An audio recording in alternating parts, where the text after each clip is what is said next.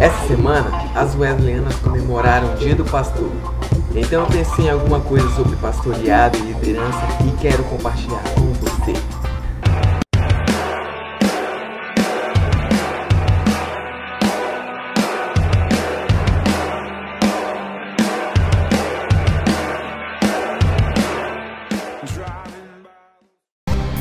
Quando Jesus estava na Terra, ele tinha o desafio de explicar coisas espirituais de forma que a gente compreendesse. Uma das formas que ele muito usava era pegar coisas que conhecemos, coisas do nosso mundo, para explicar um significado espiritual de alguma coisa. Um desses exemplos vemos em João 10, onde ele ensina que ele é o bom pastor e nós somos as ovelhas.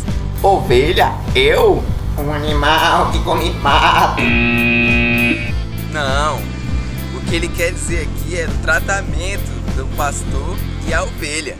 A função do pastor seria conduzir as ovelhas por bons pastos, levá-las para beber água, proteger contra animais selvagens, roubo, e tratar as ovelhas em caso de acidente, em caso delas se ferirem.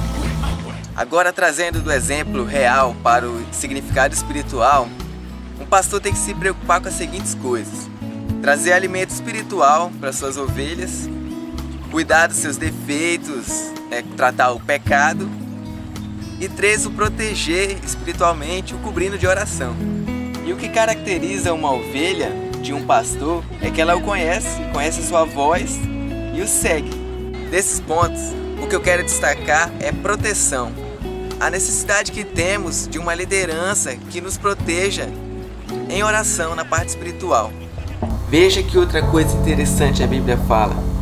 Em 1 Pedro, capítulo 2, versículo 4 diz: à medida que se aproximam dele, a pedra viva, rejeitada pelos homens, mas escolhido por Deus e preciosa para ele, vocês também estão sendo utilizados como pedras vivas na edificação de uma casa espiritual, para serem sacerdócio santo, oferecendo sacrifícios espirituais aceitáveis a Deus por meio de Jesus Cristo.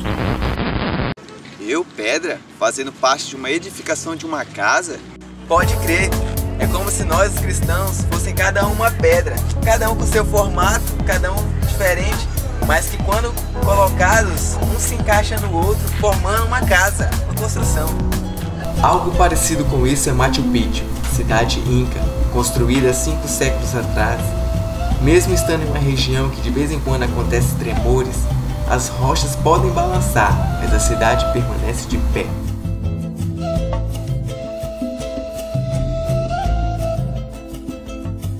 Tá, tu me chamou de ovelha, agora tu tá me chamando de pedra para construir uma casa. E onde entra a liderança nesse contexto? Deixa eu te explicar então. Jesus é o fundamento, ele é a rocha onde será construída essa casa. Os fundamentos quem lançam são os apóstolos e os profetas. Depois temos as paredes, que somos nós, as rochas. E aí temos o telhado, que é a liderança. E o que acontece quando as paredes não seguram o telhado? Eles caem! Charles Spurgeon, homem que possui excelência na pregação e nas escrituras, lhe deram o título de o príncipe dos pregadores, costumava dizer à sua congregação: ore por mim ou me demitam. O pastor Cirilo, no seu livro O Arrependimento das Obras Mortas, fala umas coisas sobre isso. Ele fala que você, como parede, precisa sustentar sua liderança. Você precisa orar por ela, para que ela possa ser um telhado forte e te proteger contra a chuva, proteger as paredes, proteger o que tem dentro da casa. Quando você pensar em homenagear seu pastor, faça isso orando por ele diariamente, o cobrindo de oração e o obedecendo, porque só assim você fica debaixo. Isso que é o interessante da casa. Se as paredes não estão debaixo do telhado, elas estão desprotegidas. Por isso que todo ministério precisa estar debaixo de alguma liderança, precisa estar com alguém o cobrindo de oração e analisando seus passos, seus movimentos.